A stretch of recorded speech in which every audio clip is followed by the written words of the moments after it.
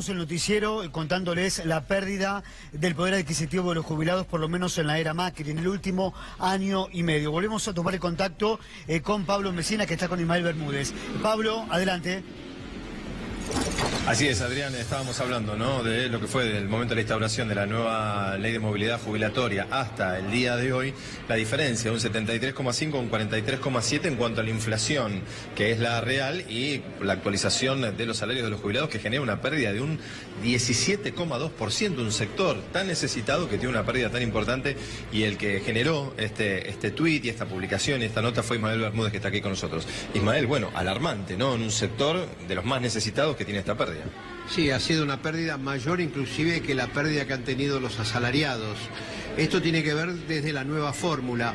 ¿Por qué hice ese ejercicio? Bueno, porque se había dicho que con la nueva fórmula desde el gobierno decían, bueno, ahora los jubilados van a tener una mejora del 3 o 4% en el 2018 y, bueno, así en adelante. En su momento, bueno, un amplio sector de la sociedad cuestionó ese cambio de la fórmula porque tenía inclusive varias trampas. La primera trampa que tenía la nueva fórmula es que se salteaba varios meses y no se hacía correctamente el empalme entre la vieja fórmula y la nueva fórmula. Ahí ya de arranque tuvieron una pérdida de 8 puntos. La otra cuestión es que a la fórmula se le agregó un 30% por la evolución de los salarios.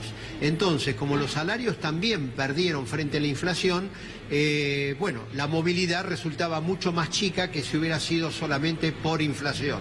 Y como tuvimos una inflación ascendente y a los jubilados y beneficiarios de las prestaciones sociales se le ajusta con un retraso de 6 meses, a mayor inflación, mayor es la pérdida por parte de los jubilados. Entonces, haciendo el cómputo, desde que comenzó a regir la nueva fórmula hasta marzo, ahora, con este aumento que van a cobrar este mes del 11,89%, los jubilados 11,83%, todos los jubilados, pensionados, asignación universal por hijo, que ahora se le adelantó la movilidad, bueno, en ese caso está teniendo una pérdida del 17,2%.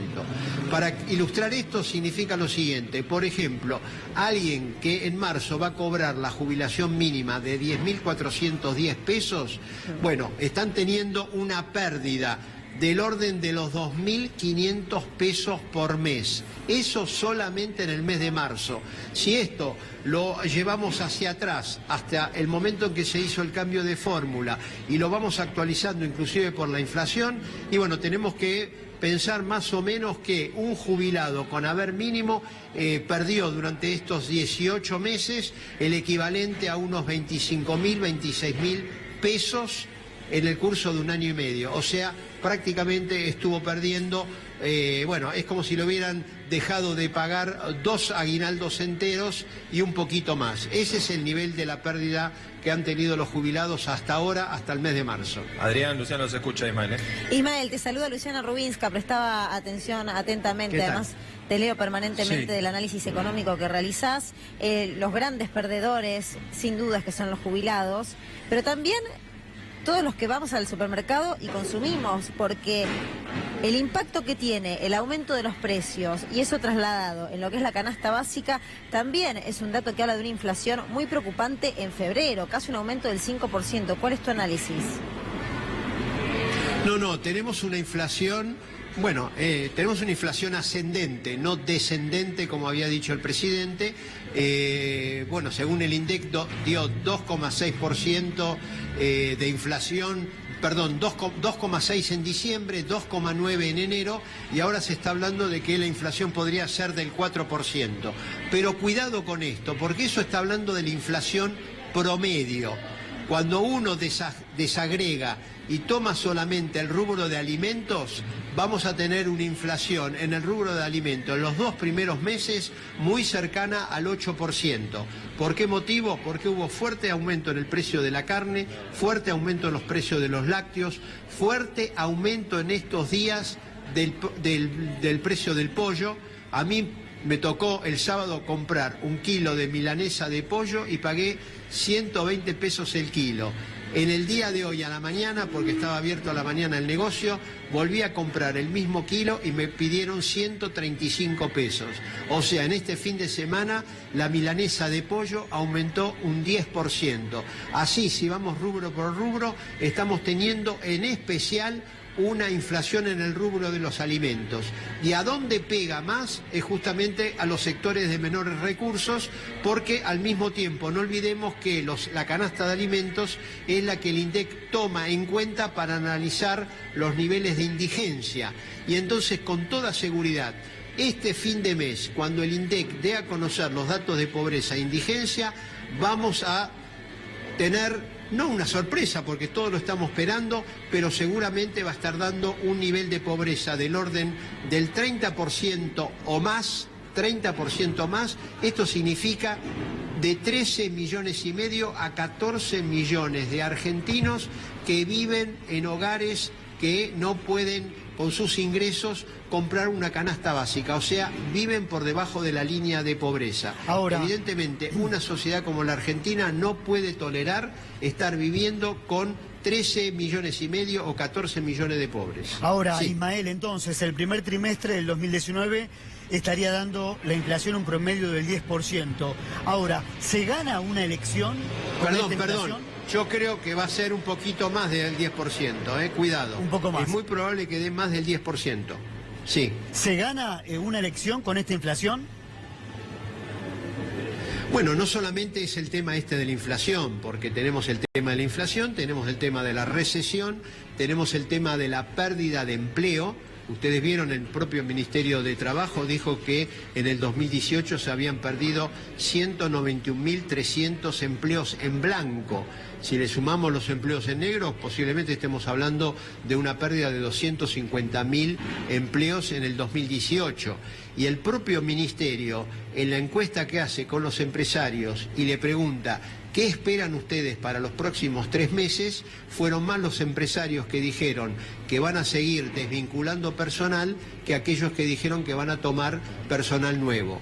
Entonces, este es un tema. Ahora, desde el punto de vista de la dinámica electoral, no depende solamente de si tenemos inflación, recesión, etcétera, sino también vamos a tener que ver cuál es la calidad de las fuerzas de oposición que se presentan en estas elecciones. O sea, para poder dar algún pronóstico electoral tenemos que colocar otros ingredientes que no son solamente económicos. Los económicos evidentemente son muy adversos al oficialismo, pero vamos a ver de las fuerzas de oposición efectivamente qué es lo que están...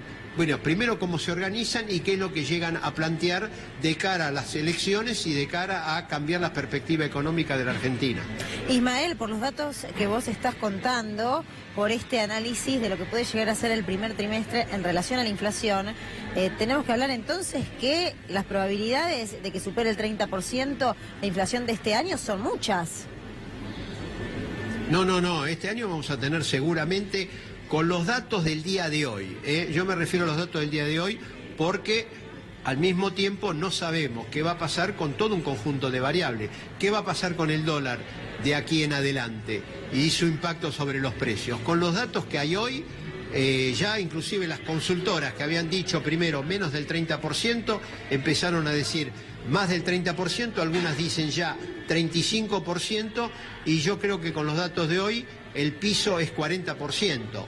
Pero insisto, los datos de hoy, ustedes vieron que estamos en feriado, pero a partir del día viernes y en el exterior, el precio de las acciones y de los bonos argentinos cayeron de manera muy pero muy fuerte, y es muy probable que a partir de mañana tengamos nuevamente lo que se llama comúnmente como volatilidad financiera y cambiaria, porque hay una presión hacia el alta del precio del dólar muy fuerte. Vamos a ver con qué nos trata de sorprender el Banco Central, pero generalmente utiliza esta herramienta de subir muy fuerte la tasa de interés, que puede lograr en algunos momentos contener al dólar, pero a un costo y a un precio muy pero muy elevado, que es profundizar la recesión. Aún así, dada como se viene planteando los datos financieros y los datos políticos, es muy probable que ni siquiera ya aumentando la tasa de interés el Banco Central pueda contener el valor del dólar, que ya cruzó la barrera de los 40, y como la banda de flotación entre el piso y el techo es muy alta, es muy probable que inclusive estando dentro de la banda de flotación, el valor del dólar puede subir de manera muy pero muy fuerte en los próximos días, dado este contexto financiero, cambiario y político, porque ya a partir de ahora ya hay prácticamente los principales bancos y fondos de inversión están descontando el tema electoral, y sabemos que los grandes fondos, cuando hay volatilidad electoral, prefieren ver las elecciones sentados arriba del dinero que manejan y no ponerlo a riesgo frente a cambios importantes que pueda haber en el panorama político del país. Ahora, Ismael, por tu larga experiencia periodística vas a contestarme fácilmente esta pregunta. En el 95 la economía no andaba bien y Menem fue reelecto. Hoy la economía, no está bien, y te pregunto si Macri puede ser reelecto. ¿El escenario del 95 es parecido al escenario del 2019 en lo económico, Ismael? No.